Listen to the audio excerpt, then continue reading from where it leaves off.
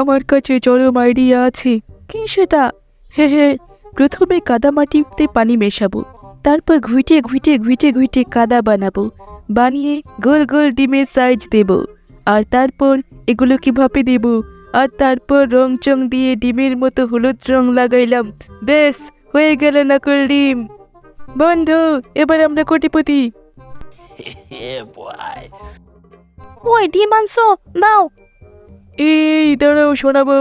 মানে কি, খানে মূলো দিয়ে ভাত খাইবা, ডিম ভাজবো না? ওমা, ডিম ভাঙতে গিয়ে তো দেখি বাটি ভেঙে গেল। বউ, এটা মনে হয় সোনার ডিম।